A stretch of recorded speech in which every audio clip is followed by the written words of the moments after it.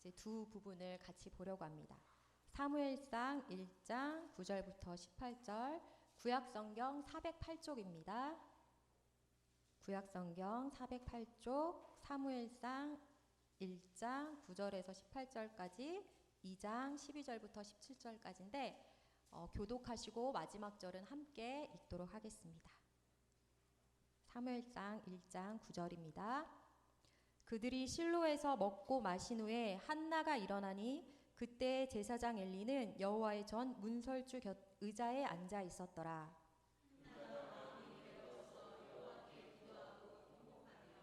서원하여 이르되 만군의 여호와여, 만일 주의 여종의 고통을 돌보시고 나를 기억하사 주의 여종을 잊지 아니하시고 주의 여종에게 아들을 주시면 내가 그의 평생에 그를 여호와께 드리고 삭도를 그의 머리에 대지 아니하겠나이다.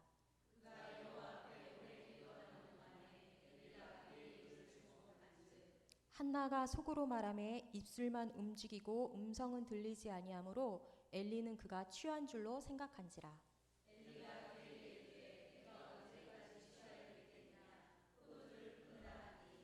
한나가 대답하여 이르되 내 주여 그렇지 아니하니이다. 나는 마음이 슬픈 여자라. 포도주나 독주를 마신 것이 아니요 여호와 앞에 내 심정을 통한 것뿐이오니.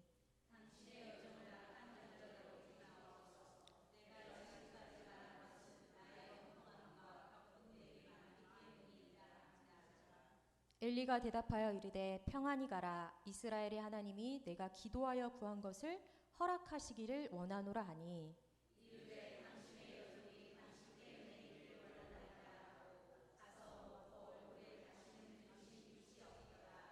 아멘. 2장 12절부터 17절까지입니다.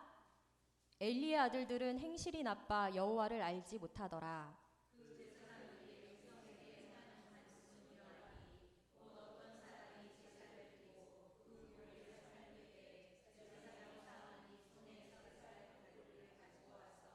그것으로 냄비에나 솥에나 큰 솥에나 가마에 찔러 넣어 갈고리에 걸려 나오는 것은 제사장이 자기 것으로 가지되 실로에서 그곳에 온 모든 이스라엘 사람에게 이같이 할 뿐 아니라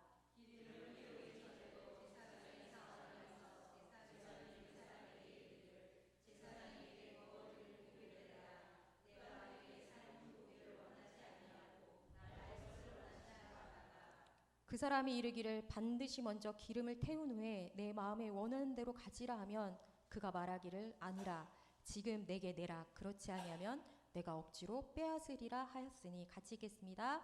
이 소년들의 죄가 여호와 앞에 심히 금은 그들이 여호와의 제사를 멸시함이었더라. 아멘. 네, 우리 오후 예배에 오신 우리 성도님들을 축복합니다. 아멘. 제가 가끔 좀 약간 앞이 깜깜해서 보이지 않을 때나 아니면은 정말 믿음이 필요할 때 자주 부르는 찬양이 있는데 같이 그걸 부르고 시작했으면 좋겠습니다. 좋으신 하나님. 정말 좋은 상황이 아닐 때 하나님이 좋으시다라는 걸 생각할 때 내 마음에 하나님이 결국에는 내게 좋은 것을 행하시겠구나라는 믿음이 생기더라고요. 이 시간 같이 좋으신 하나님 같이 부르도록 하겠습니다. 반주 없이 하도록 하겠습니다. 좋으신 하나님, 좋으신 하나님, 참 좋으신 나의 하나님. 우리의 기도를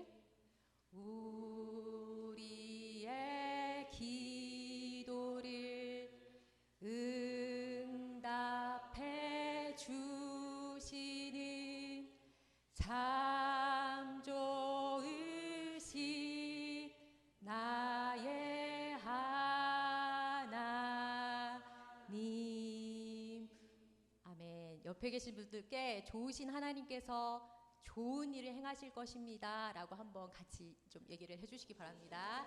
좋으신 하나님께서 좋은 일을 행하실 것입니다. 아멘. 아멘. 서은아 집사님 너무 환하게 웃으시네요. 남편의 축복을 받고. 네, 우리는 살아가면서 수많은 선택을 하며 살아갑니다.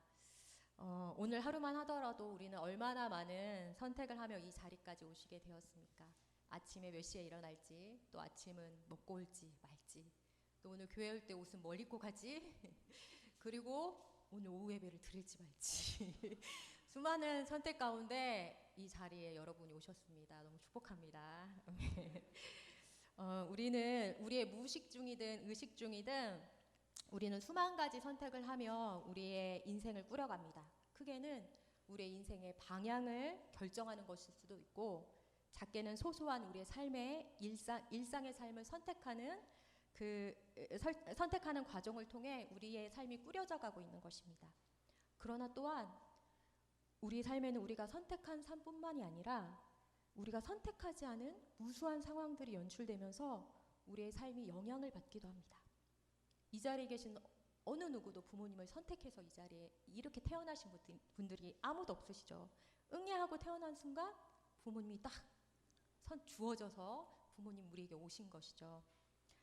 그리고 나의 젊은 시절 그놈이 나를 선택해서 나를 지금 이 고생을 시키다니 하면서 마음속에 올라오는 그 분노를 가지신 우리 집사님, 권사님들께 심심한 위로의 말씀을 전합니다. 이렇듯 우리는 살아가면서 어느 날 불의의 사고를 당해 장애를 입기도 하고, 원치 않아서 갑자기 몸이 아파서 수술을 하기도 하고, 또 장애를 입기도 하고, 우리가 원치 않은 상황들이 연출이 되면서 어려움과 고통의 시간을 겪어내기도 합니다. 그러나 우리가 선택하든 선택당하든 우리에게 주어진 상황들 속에서 우리에게 분명히 선택할 수 있는 한 가지가 있습니다. 그것은 바로 우리의 삶에 대한 태도입니다. 우리는 때로 난 이런 가정에서 태어났기 때문에 난 이럴 수밖에 없고, 난 이런 상황이 있기 때문에 이럴 수밖에 없어 라는 운명론적인 사고방식 속에 빠져서 피해의식을 키워가며 원망과 불평 속에 하루하루를 살아갈 수가 있습니다. 여러분, 홍해를 건넌 이스라엘 백성들이 어떠했습니까? 그들은 어려움이 닥칠 때마다 지도자 모세를 탓했고 하나님을 원망하는 자리를 선택했습니다. 구해줬는데 지금 힘드니까 왜 구원해줬냐는 것입니다. 모든 책임을 하나님께 돌립니다. 그들은 불평과 원망이라는 삶의 태도로 하나님께서 주시는 약속의 땅을 결국 이루지 못하게 됩니다. 그러나 여호수아와 갈렙은 똑같은 것을 보고도 믿음의 눈으로 그것을 해석했고 적극적으로 하나님께서 주신 약속의 땅을 향해 나갔으며 결국 믿음과 순종을 통해서 약속의 땅에 들어갈 수 있게 되었습니다. 그들은 감사와 믿음의 눈으로 주어진 상황들을 바라보며 자신의 삶을 선택하며 나아갔던 것입니다. 오늘 본문은 사사시대를 지나고 왕정시대가 도입되기 전에 이스라엘의 매우 혼란스러운 시기에 일어났던 일들을 배경으로 하고 있습니다. 사사기는 사사들의 역사를 기록한 책이기도 하지만 하나님께 선택받은 거룩한 민족인 이스라엘의 끊임없는 타락의 역사를 기록한 책이기도 합니다. 사사기는 이렇게 이스라엘이 타락한 원인에 대해서 그때에 이스라엘의 왕이 없으므로 사람이 각기 자기의 소견에 옳은 대로 행하였더라 라는 구절을 반복하며 표현하고 있습니다. 이스라엘의 왕이신 하나님을 왕으로 모셔드리지 않는 순간 그들 삶의 기준이 없어지게 되고 자기 마음대로 살아가게 되었다는 것입니다. 여러분, 이 죄악된 인간이 자기가 기준이 되어서 살아간다고 했을 때 어떤 일이 일어나겠습니까? 다 자기가 옳다고 주장하며 분쟁과 다툼이 일어날 것입니다. 어마어마한 범죄를 저지르고도 죄책감이나 일말의 양심의 가책도 느끼지 않을 것입니다. 이렇듯 혼란스러운 이 사사시대에 그래도 하나님께서는 사사들을 계속 끊임없이 보내셔서 이스라엘을 구원해내려고 하셨습니다. 그런데 이 사사들마저도 타락해버리게 되는 것입니다. 우리가 잘 아는 나시린으로 부름받았던 삼손마저도 여자의 눈이 멀어서 머리카락이 잘리고 나중에 비참한 최후를 맞이하지 아니었습니까? 오늘 나오는 엘리도 사사시대 말기에 사사 겸 제사장 직분을 수행했던 사람입니다. 그것도 당시 중앙성소였던 그 실로에서 대제사장직을 수행했던 사람이었습니다.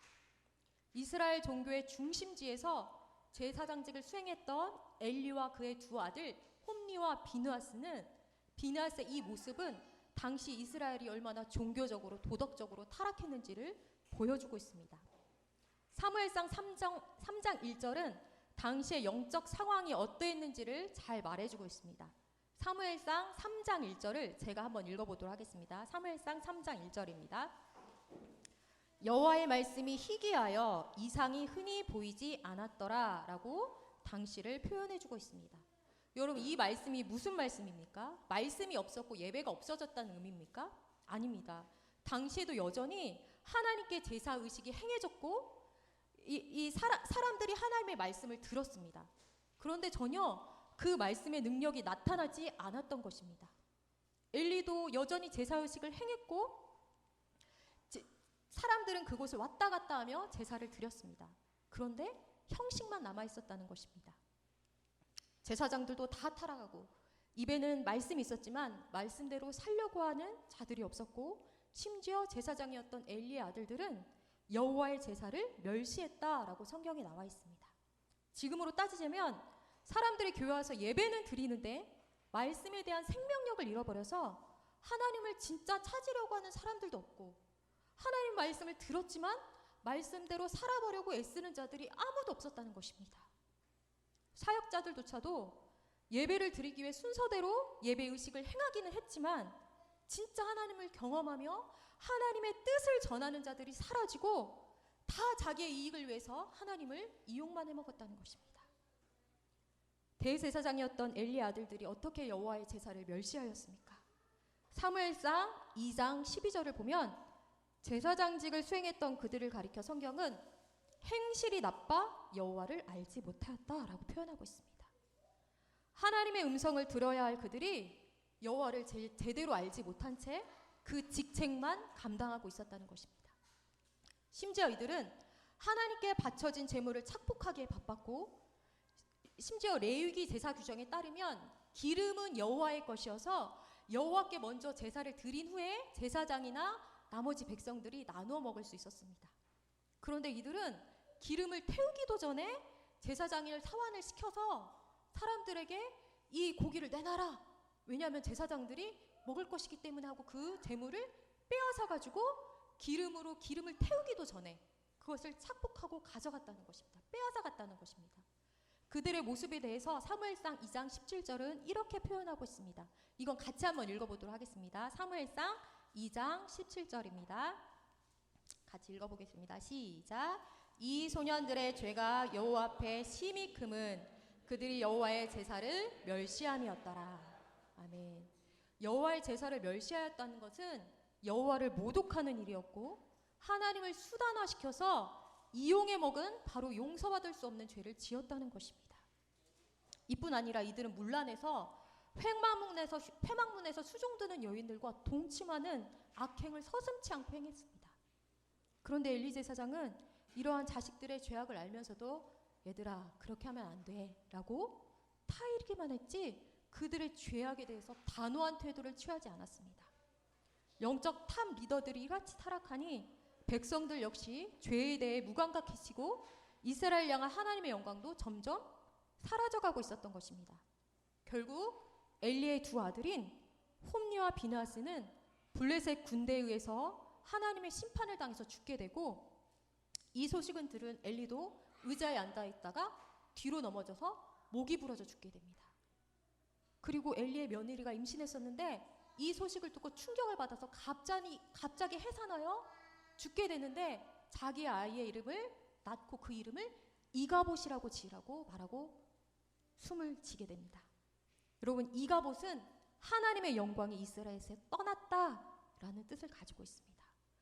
거룩해야 할 이스라엘이 거룩을 잃어버리자 하나님의 영광이 떠나가 버린 것입니다. 여러분, 교회의 영광이 무엇입니까? 수가 많아지는 것입니까? 아니면 헌금을 많이 내는 것입니까? 아니면 전도를 많이 하는 것입니까? 그거는 이단들도 많이 합니다. 여러분, 교회의 영광은 거룩입니다. 거룩을 잃어버린 교회는 하나님이 역사하실 수가 없습니다.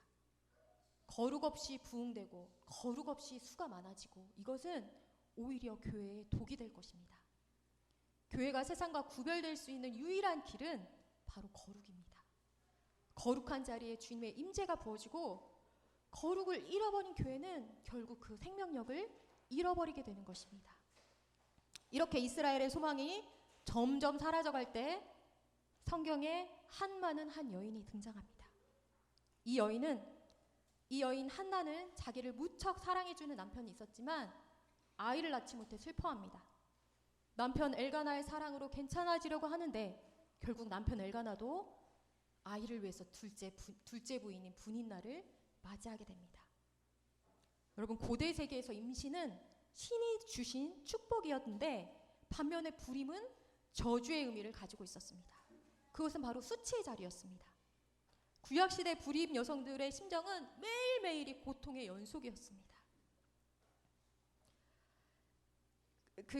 이렇게 불임도 고통스러운데 한나를 분인나가 충동질하기 시작합니다.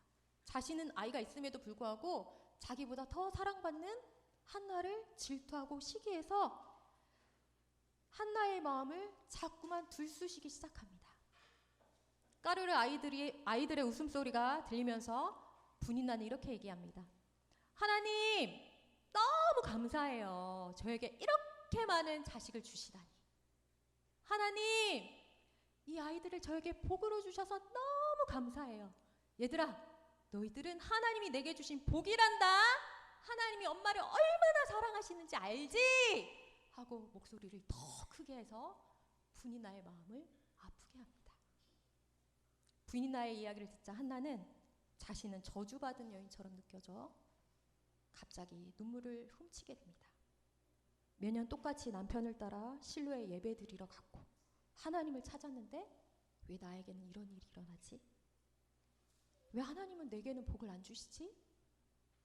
저렇게 간절해 보이지 않는 분인나는 애를 저렇게도 잘 낳는데 나는 하나님을 그토록 찾고 기도했는데 왜 하나님은 내게는 안 주시지? 내가 뭔가 잘못한 것이 아닐까? 자신의 마음을 날마다 격동시키는 분인나로 인해 한나는 이제 더 이상 먹고 싶은 생각도 나지 않아서 날마다 눈물로 하루하루를 보냅니다. 여러분, 저도 눈물을 흘리면서 밥을 먹어본 적이 있는데 그래도 먹었습니다. 그런데 진짜 극심한 고통이나 스트레스가 오면은 입맛까지 떨어지게 되고 먹고 싶은 생각도 들지 않게 되는 것 같습니다. 한나는 이 정도의 고통과 스트레스로 살고 싶지 않은 생각까지 들며 남편의 이유로도 더 이상 귀에 들어오지 않았습니다. 그런데 여러분, 이런 상황을 누가 연출했다고 성경에 나와 있습니까?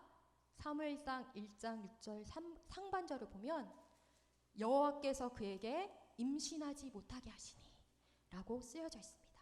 바로 여호와께서 막으셨다는 것입니다. 한나의 마음이 벼랑 끝에 갈 때까지, 그의 마음의 모든 소망이 끊어져서 주님 앞에 통곡하여 울 수밖에 없을 때까지, 그 갈망함이 목구멍까지 차올라서 하나님께 매달리지 않고는 견딜 수 없을 때까지 하나님은 한나를 몰아가셨던 것입니다. 한나는 자신의 상처로 인한 아픔을 분인나에게 분노로 푸는 대신에 하나님 앞에 찾아가 호소하는 것을 선택합니다. 한나는 분인나를 쫓아내면 마음은 후련하겠지만 그렇다고 그것이 자신의 아이 낳는 문제를 해결해 주지 않는다는 것을 알았던 매우 지혜로운 여인이었던 것 같습니다. 사무엘상 1장 10절을 보면 한나의 기도하는 모습을 이렇게 표현합니다. 사무엘상 1장 10절 제가 읽어보도록 하겠습니다. 한나가 마음이 괴로워서 여호와께 기도하고 통곡하며. 여러분, 저는 이 구절을 보니까 예수님이 기도하셨던 모습이 생각이 났습니다. 히브리서 5장 7절을 보면 그는 육체에 계실 때에 자기를 죽음에서 능히 구원하실 이에게 심한 통곡과 눈물로 간구와 소원을 올렸고 라는 말씀이 있습니다. 완전한 신성을 가지셨던 예수님이었지만 또한 완전한 인간으로 이 땅에 오신 예수님도 이 땅에 계시는 동안 자기를 죽음에서 능히 구원하실 이에게 심한 통곡과 눈물로 간구와 소원을 올렸다고 성경에 나와 있습니다. 한나의 모습 속에 바로 이러한 예수님의 모습이 비춰지는 것 같습니다. 한나는 자신을 구원해 주실 수 있는 분이 자신을 사랑해 주는 남편도 아니고 오직 여호와 하나님뿐이라는 것을 알았던 것입니다. 그의 괴로움은 극에 달해 통곡으로 이어집니다. 그동안의 서름과 아픔이 주님 앞에 서니 한꺼번에 몰려옵니다. 꺼이꺼이 울며 자신의 괴로운 마음을 토해내다 그녀의 기도는 점점 깊어져 갑니다. 하나님, 하나님, 하나님. 이름을 부르다가 눈물을 훔치다가 다시 주님의 이름을 부릅니다. 하나님, 하나님, 저를 기억해 주세요. 저의 고통을 돌아봐 주세요. 통곡하며 기도하다 한나의 기도는 더 깊어져 어느 순간 주님의 마음을 알아버리게 됩니다. 아들인 이스라엘을 잃어버린 하나님 아버지의 마음이 한나의 마음속에 부어지기 시작한 것입니다. 하나님의 영광의 상징이었던 이스라엘 나라가 하나님을 버리고 자기 소견에 옳은 대로 행하다가 중심을 잃어버린 이 시대가 보이며 한나는 그때부터 서원 기도를 하기 시작합니다. 하나님 저에게 아들을 주시면 이 아들을 나실인으로 하나님께 바치겠습니다. 여러분 나실인이란 하나님께 헌신하기 위해 자신의 몸을 구별하여 바쳐진 사람을 의미합니다.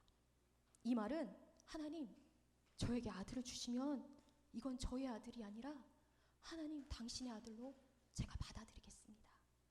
당신의 아들로 삼아서 하나님 당신을 위하여 이스라엘의 그 아들의 영광을 회복하는 데 사용하여 주시옵소서 라는 이러한 기도입니다. 한나는 여호와 앞에서 오랫동안 기도하다가 엘리에게 술 취한 줄 알고 오해를 받기도 하지만 결국 엘리의 축복을 받으며 내적인 확신을 얻게 되고 이후로 다시는 근심빛이 없어졌다라고 성경은 기록하고 있습니다. 그리고 때가 되어 한나는 기도의 응답으로 사무엘을 낳게 되고 사무엘을 낳자 한나는 젖되기 전까지만 돌보다가 젖을 떼자 신실하게도 하나님께 서원한 대로 자기 아이를 엘리 제사장에게 데려갑니다. 그 사무엘을 통해 하나님은 기준이 없어 죄악으로 가득했던 이스라엘 나라를 다시 하나님의 말씀으로 새롭게 세워가셨습니다. 여러분 한나는 암울한 상황 속에서 누구를 선택했습니까? 한나는 자신은 저주받은 여인이라고 생각하며 그 우울감에 오래 빠져있지도 않았고 그 마음을 여호와께 호소하는 길을 선택했습니다. 그런데 엘리와 두 아들들은 어떠했습니까? 망해져가는 이스라엘을 바라보며 그들은 같이 망하는 길을 선택했습니다. 그렇게 죄를 지어도 재산 똑같이 굴러가고 자신들이 손해보는 일은 없고 자신의 육체에 원하는 대로 엘리의 두 아들들은 행했던 것입니다. 주변에 눈에 보이는 제사장들도 다 그렇게 행하고 있고 아버지도 뭐라고 한마디 하셨지만 이제 더 이상 그것은 귀에 들리지도 않고 사람들이 가져오는 재물에 자신들의 배는 불러오니 손해가 없는 것입니다. 오히려 원한 대로 사니 기분도 좋고 제사장이니 사람들이 터치도 하나 좋습니다. 그러나 결국 그 속에서 엘리와 그 아들들은 끝없는 타락으로 이스라엘의 영적 상태를 드러내주며 하나님의 최후 심판을 받게 됩니다. 어떻게 보면 한나 역시 하나님께서 당시 이스라엘의 상태에 대한 상징으로 삼아 잉태하지 못해 저주받은 여인으로 여겨졌던 것 같습니다. 엘리나 엘리의 아들들이나 한나 모두 당시 시대의 모습을 상징적으로 보여주고 있습니다. 우리는 종종 시대를 탓하고 상황을 탓할 때가 많습니다. 믿는 자도 시대나 상황의 영향력 아래 놓이게 됩니다. 믿는 자라고 피할 수가 없습니다. 여러분 나라의 전염병 하나만 들어도 믿는 자든 믿지 않는 자든 다 그 병에 걸릴 수가 있습니다. 암울한 시대 속에 이스라엘의 영광이 꺼져가는 시대에 살았던 엘리의 두 아들들 한나 모두 동일한 시대를 살았던 것입니다. 그러나 엘리의 두 아들들은 불평과 원망을 뛰어넘어 악행을 저지르는 자리를 선택했고 타락해가는 시대 속에서 하나님을 알지 못하니 하나님은 없다라고 생각하며 끝없는 죄악을 반복해서 추락해 나갔습니다. 반면 저주받은 여인이라 여겨졌던 한나는 괴로움이 깊어질수록 만군의 여호와 하나님께 나아가 기도하고 매달렸습니다. 자신을 날마다 격동시켰던 분인 나에게 분풀이하지 않고 오히려 여호와 앞으로 나아가 탄원했던 그녀의 기도는 결국 저주를 축복으로 바꿨고 사무엘의 탄생을 통해 민족의 운명을 바꾸게 된 것입니다. 여러분은 오늘 무엇을 선택하시겠습니까? 한국교회의 불이 꺼져가고 있다고 합니다. 7, 80년대에 부흥을 맛보았던 한국교회가 하나님께 받은 복이 독이 되어 기도하는 자들이 점점 줄어져 가고 있다고 합니다. 문을 닫는 기도원도 많아지고 한국이 많이 발전하여 자기 힘으로 먹고 살 수 있게 되니 하나님께 부르짖지 않아도 되었습니다. 사람들은 점점 더 교양이 있어져 갑니다. 점점 더 똑똑해지고 소유해지는 것들도 많아지는데 이상하게 그럴수록 영적으로는 더 빈궁해져 가고 있는 것입니다. 주변에 봐도 간절히 기도하는 사람들이 보이지가 않습니다. 기도한 지 몇 분 되지 않았는데 성도들은 다 흩어져 돌아갑니다. 교회들이 요즘 다 그렇다고 쯧쯧 하면서 혀를 찹니다. 하나님이 안 하시니 어쩔 수 없다라고 말합니다. 여러분, 여기에 멈춰서 우리도 같이 추락하시겠습니까? 지금 시대가 이러니까 주변에 보니 하나님 붙잡지 않아도 그럭저럭 살 수 있으니 신앙은 전부가 아니 옵션이니 그냥 대충 살아가시겠습니까? 여러분, 요즘 자기 만족, 자기 행복을 위해서 살아가는 사람들이 너무나 많습니다. 하나님도 자기 만족으로 섬기고 내가 행복하지 않으면 하나님이 원하시지 않는다면서 십자가 지는 그 자리를 꺼려합니다. 예수님도 하나님과 함께 하셨기에 근본적으로는 행복하셨지만 십자가를 지셔야만 하는 그분의 삶은 고되고 힘들었습니다. 심한 통곡과 눈물의 삶이었습니다. 우리가 그냥 식어진 자리에 만족하고 주저앉아 있다면 하나님은 다른 곳에서 이 시대를 살릴 사무엘을 준비시키실 것입니다. 그냥 사그라드는 불꽃이 되어 역사 속에서 사라져가는 자들이 아니라 우리가 제2의 한나, 제2의 사무엘이 되어야 되지 않겠습니까? 여러분, 갈망하십시오. 목마른 사슴이 시냇물을 찾아 헤매듯이 주님, 저를 다시 새롭게 만나달라고. 여러분, 갈망하는 마음으로 하나님 앞에 다시 나아가기를 축복합니다. 그 갈망이 하나님을 만나는 지름길입니다. 그리고 날마다 우리 자신의 모습을 말씀의 거울 앞에 비추어 보기를 축복합니다. 세상이라는 거울 앞에 우리 자신을 비추어 보면 믿는 우리는 조금은 괜찮아 보이는 사람처럼 보입니다. 그러나 여러분, 말씀의 거울 앞에 우리의 자신의 모습을 바라보다 보면 우리의 심장과 폐부를 살피시는 하나님께서 우리의 실체를 낱낱이 드러내 주실 것입니다. 여러분, 우리의 비교의 대상은 세상이 아니라 하나님 나라 그분의 말씀에 있습니다. 그분 앞에 내 모습이 어떠한지 철저히 보시고 회개하며 돌이키는 일들을 매일매일 하셔야 합니다. 그것이 바로 부흥의 시작인 것입니다. 우리는 하나님의 사랑이 때로는 잔인한 사랑처럼 느껴질 때가 있습니다.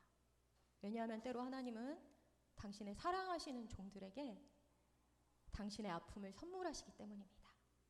그 시간을 통해 그 종들을 빚어가시며 하나님 당신의 나라를 잘 돌볼 수 있는 하나님의 통로로 세워가시기 위함입니다. 아픔과 고난당하는 종들을 통하여 또 다른 고난당하는 자들을 구원해내기 위한 하나님의 특별한 방법입니다. 여러분, 상실을 한 번도 경험해보지 않은 사람이 상실의 고통을 경험한 사람을 일으켜 세울 수 있겠습니까? 한 번도 외로워 본 적이 없는 사람이 어떻게 외로운 자의 심령을 만져서 그들을 회복시켜 주겠습니까? 한 번도 아파보지 않은 자가 어떻게 아픈 자의 심정이 되어서 그 고통을 같이 절감하면서 같이 기도하는 자리에 머물겠습니까? 영적인 고아 같은 우리를 건지시기 위해서 예수님은 십자가에서 아버지이신 하나님과의 단절을 경험하셔야만 했습니다. 그분은 우리를 건지기 위해서 하늘 보좌를 버리고 우리와 같은 죄인의 모습으로 이 땅에 오셨습니다. 여러분, 훈련 없이 어느 날 왕이 되어버린 사울은 어느 순간 타락해버리고 말았습니다. 그러나 다윗은 왕으로 기름 부음을 받았는데 왕이 될 때까지 15년이라는 훈련 기간이 있었습니다. 사울의 질투심으로 늘 도망자의 신세가 되어야 했고 다윗 주변에 몰리는 사람들은 모두 환난당한 자, 빚진 자, 마음에 원통한 자들 뿐이었습니다. 그런데 다윗은 누구보다도 그들의 마음을 헤아렸고 그들을 돌보고 훈련시켜서 나중에 그들을 하나님 나라를 세울 군사들로 세워갔습니다. 불임의 고통을 당했던 여인 한나도 그 고통 속에 기도하며 부르짖으며 인내할 때 아들을 잃어버린 하나님 아버지의 마음을 알아버리게 되었습니다. 그리고 자신의 아들을 하나님께 바쳐 이스라엘을 다시 하나님의 임재가 있는 하나님의 나라로 회복시키는데 쓰임받게 됩니다. 이 중에 혹시 고통 속에 기도할 힘조차 잃어버리고 탄식 속에 있는 지체들이 있습니까? 이제는 아예 무감각해져서 될 대로 되라지 하며 낙심해 있는 영혼들이 있습니까? 하나님에 대한 어떠한 기대와 소망도 없이 그냥 습관적으로 교회만 왔다 갔다 하는 지체들이 있습니까? 우리가 그러한 상황을 선택한 것은 아니지만 우리는 오늘 우리의 삶에 대한 태도를 정하셔야 합니다. 하나님이 내 인생의 답이다라는 생각으로 그분을 붙잡으시기를 예수님의 이름으로 축복합니다. 처음에는 개인의 아픔 속에서 하나님을 찾을 수 있지만 이렇게 기도하는 여러분을 통해 한국교회의 영적 판도가 달라지고 하나님 나라의 회복이 일어날 것입니다. 제가 사는 동네에 교회가 한 곳이 있는데 그 교회는 항상 본당에 문이 열려져 있어서 제가 가끔 기도하러 가곤 합니다. 그런데 거기 가면서 발견한 것은 제가 언제 가든지 기도하는 사람들이 그곳에 기도하고 있다는 것입니다. 제가 이 시간쯤에는 아마 사람이 없을 거야 라고 없는 시간을 틈타 가도 어김없이 한두 사람이라도 꼭 그 교회에 앉아서 기도하는 소리가 들린다는 것입니다. 그런 그 모습을 볼 때 마음이 울컥해지기도 하고 제 자신의 모습이 부끄러워질 때가 있습니다. 그 모습을 보자마자 저는 그 자리에 앉자마자 하나님 앞에 자동 반사적으로 이 기도가 나옵니다. 저는 이 신영광교회가 생각이 나서 하나님, 신영광교회도 기도의 소리가 끊어지지 않게 하여 주시옵소서. 하나님, 이 신영광교회에 성도들이 기도하러 오는 성도들이 세워지게 하여 주시옵소서. 그리고 하나님, 이 신영광교회 맨 앞에 편말 만민의 기도하는 집으로 주님이 세우시지 않으셨습니까? 정말 이 교회가 만민을 위하여 기도하는 하나님의 집으로 세워주게 해주십시오 라고 정말 자동 반사적으로 그 기도를 하게 됩니다. 하나님께 부르짖지 않았던 엘리 시대의 한나는 술 취한 여인으로 오해를 받았습니다. 몸을 흔들며 간절히 기도하는 그녀의 모습이 마치 술 취한 자의 모습과 같았습니다. 여러분, 기도하지 않는 곳에서 혼자 부르짖어 통곡하는 자는 이상한 사람처럼 보일 수가 있습니다. 근데 여러분, 사람들의 평가가 중요합니까? 아니면 여러분이 하나님을 만나는 것이 더 중요합니까? 할 말조차 생각이 나지 않는다면 그냥 앉아서 몇 수십 번, 수백 번 주님의 이름을 불러보시길 바랍니다. 하나님, 하나님. 아버지의 이름을 부르는 중에 여러분 영혼 속에 하나님이 주시는 놀라운 위로와 은혜가 부어질 것입니다. 우리 성도님들 정말 끝까지 기도하고 끝까지 인내하고 끝까지 사랑하는 자리를 끝까지 선택하시는 우리 신영광교회 성도님들이 되시기를 예수님의 이름으로 축복합니다. 제가 기도하도록 하겠습니다. 사랑하는 주님, 감사합니다. 오늘도 우리에게 하나님 당신의 말씀을 들려주시니 감사합니다. 하나님, 당신의 말씀을 들을 때 이 자리에 계신 분들 중에 한 영혼이라도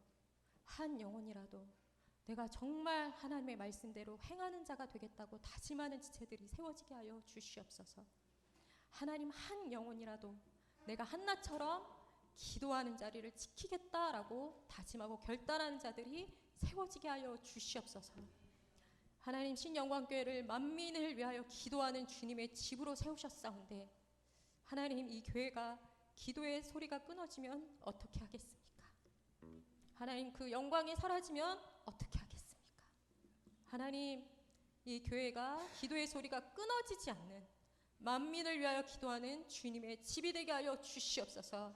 그래서 이곳에서 한나와 같이 사무엘과 같은 자들이 일어나서 하나님, 저주를 축복으로 바꾸고 이들의 기도를 통하여서 교회의 운명이 바뀌고 나라의 운명이 바뀌고 열방의 운명이 바뀌는 이런 자들이 세워질 수 있도록 주님 축복하여 주시옵소서. 하나님 상처받고 버림받고 저주받은 여인과 같았던 한나의 그 기도가 더욱더 간절할 때까지 몰아가셨던 주님, 우리 성도님들 어떠한 상황인지 저는 잘 알지 못하지만 하나님께서 아시오니 그들의 마음을 만져주시고 그들이 좋으신 하나님을 바라보며 끝까지 승리하며 나아갈 수 있도록 주님 축복하여 주시옵소서. 그렇게 행하시고 일하실 주님을 찬양하며 예수님의 이름으로 기도드립니다.